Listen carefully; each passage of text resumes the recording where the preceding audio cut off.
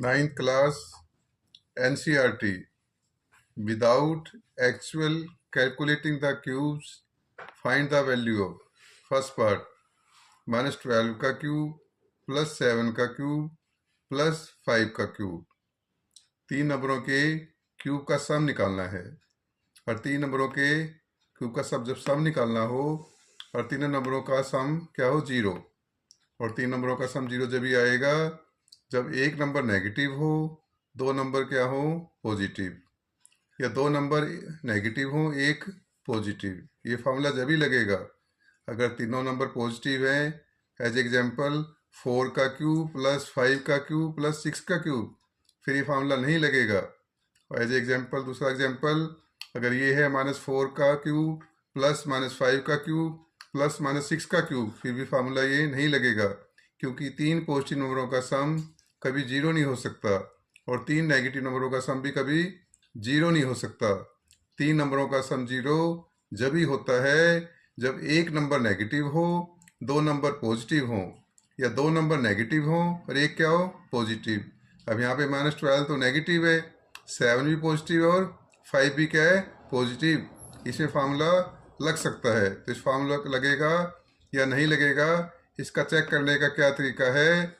Late A equal to -12, B is equal to 7, C is equal to 5, A plus B plus C is equal to, A की value क्या है हमारे पास -12, B की value क्या है हमारे पास 7 और सी की वैल्यू क्या है 5।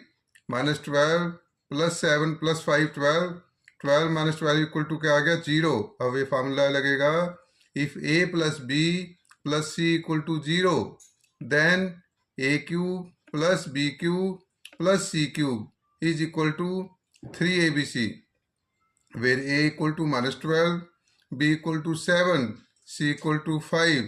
तो वैल्यू पुट कर देंगे तो क्या आएगा, 3 multiply -12 multiply 7 multiply 5, 3 into -12 -36, 3 into -12 -36, 7 into 5 35 और -36 है और ये 35 है। एक नंबर नेगेटिव है एक नंबर पॉजिटिव है। जब एक नंबर नेगेटिव हो और एक नंबर पॉजिटिव हो तो मल्टीप्लाई करते हैं तो क्या साइन आता है, नेगेटिव। और 36 की 35 से मल्टीप्लाई करने पर क्या आएगा, 1260। तो -1260 is the required answer. Second part 28 का क्यूब प्लस -15 का क्यूब प्लस -13 का क्यूब। इसमें भी ए क्या है, पॉजिटिव है और दो नंबर क्या है, नेगेटिव। अब तीन नंबरों का सम जीरो आ सकता है इसलिए इसमें डंटी लग सकती है। अब हम चेक करेंगे। Let A equal to 28, b is equal to -15, c is equal to -13, a plus b plus c is equal to 28 -15 -13। -15 भी नेगेटिव है -13 भी, तो -15 -13 क्या हो जाएगा, -28। 28 -28 equal to 0। If a plus b plus c equal to 0 then A cube plus B cube plus C cube is equal to 3abc। A की value क्या है 28, बी की वैल्यू क्या है -15 और सी की वैल्यू क्या है -13। तो 3 into 28 -15 into -13, 3 into 28 84, 3 into 28 84। Negative into negative multiply करें क्या हो जाएगा, positive. Negative multiply negative number क्या हो जाएगा, पॉजिटिव। 15 इंटू 13 के मल्टीप्लाई करने से क्या आएगा, 195। 15 को 13 से मल्टीप्लाई करने पे क्या आएगा, 195। और 84 को जब 195 से मल्टीप्लाई करेंगे तो क्या आएगा, 16380, विच is the required answer. Video like और सब्सक्राइब करने के लिए आपका धन्यवाद। Ninth class without actual calculating the cubes find the value of first part -14 का क्यूब प्लस 6 का क्यूब प्लस 8 का क्यूब। इसमें फार्मूला लगेगा। इसमें फार्मूला जब ही लगेगा जब तीन नंबरों का सम क्या हो, जीरो। ये जब ही पॉसिबल है जब एक नंबर नेगेटिव हो, दो नंबर क्या हो, पॉजिटिव, या दो नंबर नेगेटिव हो एक नंबर पॉजिटिव। अगर तीनों नंबर पॉजिटिव हैं तो ये फार्मूला नहीं लगेगा। एज एग्जाम्पल 4 का क्यूब प्लस 5 का क्यूब प्लस 6 का क्यूब, तो इसमें फार्मूला नहीं लगेगा क्योंकि तीनों नंबर क्या है, पॉजिटिव। तीन पॉजिटिव नंबरों का सम कभी जीरो नहीं हो सकता। सेकंड एग्जांपल, ये फार्मूला जब भी नहीं लगेगा अगर है हमारे पास -7 का क्यूब प्लस -8 का क्यूब प्लस -9 का क्यूब, बिकॉज क्योंकि तीन नेगेटिव नंबरों का सम भी कभी जीरो नहीं हो सकता। लेकिन इस सम में एक नंबर नेगेटिव है, दो नंबर पॉजिटिव है। हम चेक करेंगे कि तीन नंबरों का सम जीरो है या नहीं। अगर तीन नंबरों का सम जीरो है तो फिर फार्मूला लग जाएगा। Suppose let A equal to -14, B is equal to 6, C is equal to 8, A plus B plus C is equal to -14 plus 6 plus 8, 6 plus 8 14, -14 plus 14 equal to क्या है, zero. If a plus b plus c is equal to 0, then a cube plus b cube plus c cube is equal to 3abc, where a equal to -14, b equal to 6, c is equal to 8। तो क्या आ जाएगा next step हमारे पास, अब 3 a की value put कर दी, -14 multiply 6 multiply 8, 3 into -14 -42, 3 into -14 -42, 6 8 जा 48, 6 8 जा 48। अब यहाँ पे एक नंबर नेगेटिव है और एक नंबर क्या है, पॉजिटिव। और नेगेटिव इंटू पॉजिटिव क्या होता है मल्टीप्लाई में, नेगेटिव। 42 इंटू मल्टीप्लाई 48 की मल्टीप्लाई क्या आएगी, 2016, तो -2016 which is the required answer. Second sum, -20 का क्यूब प्लस -40 का क्यूब प्लस 60 का क्यूब। यहाँ पे दो नंबर नेगेटिव हैं और एक नंबर क्या है, पॉजिटिव। और दो नेगेटिव नंबर और एक पॉजिटिव नंबर का सम जीरो आ सकता है, इसलिए इसमें आइडेंटिटी चेक करेंगे लगेगी या नहीं लगेगी। Let A is equal to -20, B is equal to -40, C is equal to 60।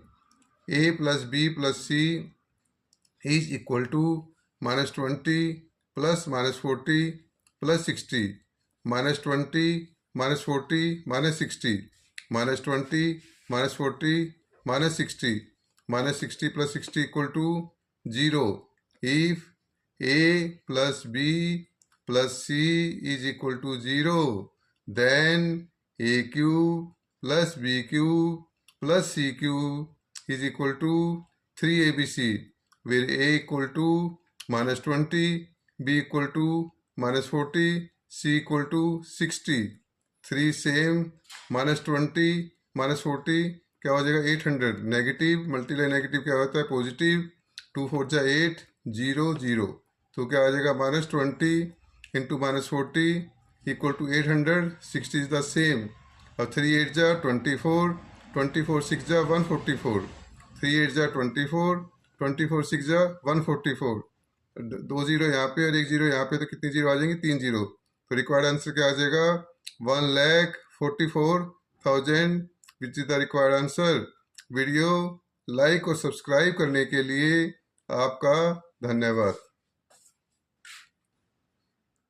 Without actual calculating the cubes, find the value of first part, -0.6 का होल क्यूब प्लस 1.3 का होल क्यूब प्लस -0.7 का whole cube.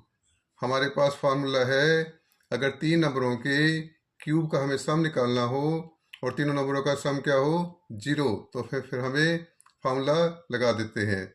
लेकिन तीन नंबरों का sum zero जब ही आएगा जब दो नंबर पॉजिटिव हो, एक नंबर क्या हो, नेगेटिव, या दो नंबर क्या हो, नेगेटिव, एक नंबर क्या हो, पॉजिटिव। अगर तीनों नंबर पॉजिटिव है तो फिर भी ये फार्मूला नहीं लगेगा, अगर तीनों नंबर नेगेटिव है तो फिर फार्मूला नहीं लगेगा। एज एग्जांपल, 4 का क्यूब प्लस 5 का क्यूब प्लस 6 का क्यूब में फार्मूला नहीं लगेगा क्योंकि तीन पॉजिटिव नंबरों का सम कभी जीरो नहीं हो सकता। दूसरा एग्जांपल, -7 का क्यूब प्लस -8 का क्यूब प्लस -9 का क्यूब, इसमें भी फार्मूला नहीं लगेगा क्योंकि तीन नेगेटिव नंबरों का सम भी कभी जीरो नहीं हो सकता।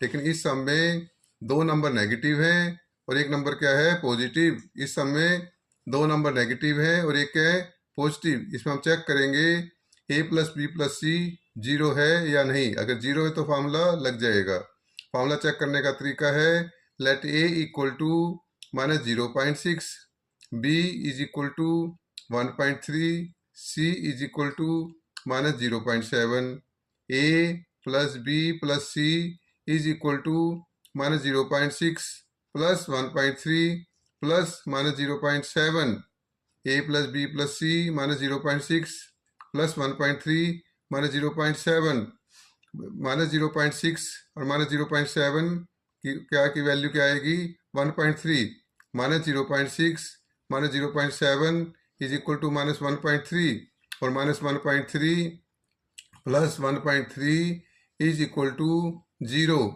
If a plus b plus c is equal to 0, then a cube plus b cube plus c cube is equal to 3abc, where a equal to -0.6, b equal to 1.3, c equal to -0.7।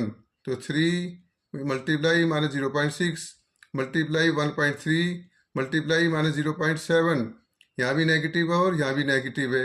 Negative multiply negative क्या होता है positive, इसलिए negative sign खत्म हो जाएगा। तो क्या आएगा next step 3 into 0.6 into 1.3 into 0.7।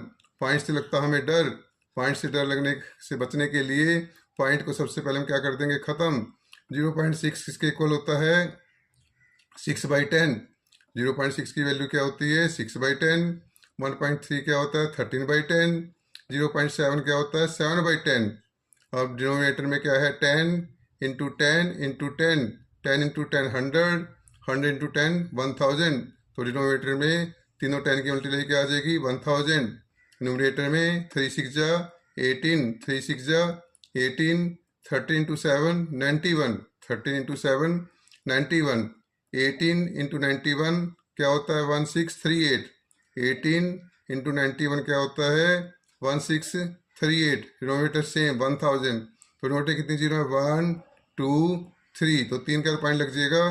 तो क्या आ जाएगा आंसर 1.638, क्योंकि डिनोमिनेटर 3 जीरो है तो पॉइंट का कितने डिजिट आएंगे 3। टोटल डिजिट कितने हैं हमारे पास 4, तो पॉइंट से पहले सिर्फ ओनली क्या डिजिट बचेगा 1। तो 1638 अपॉन 1000 की वैल्यू क्या आएगी 1.638, which is the required answer. Second part do it yourself, और इस सम का आंसर क्या है -1.260।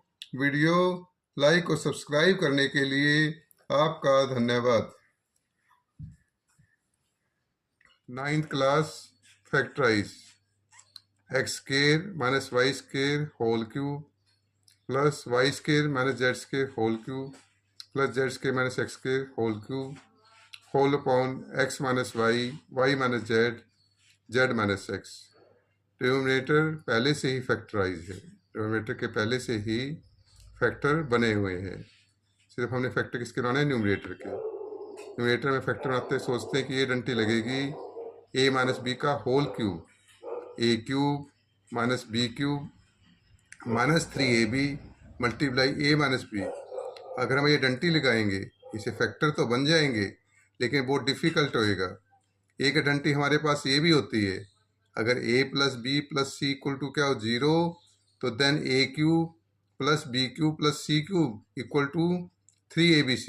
लेकिन डंटी जब भी लगती है जब 3 नंबरों का सम क्या हो 0, और 3 पॉजिटिव नंबरों का सम कभी 0 हो नहीं सकता, ना ही 3 कभी नेगेटिव नंबरों का सम 0 हो सकता है।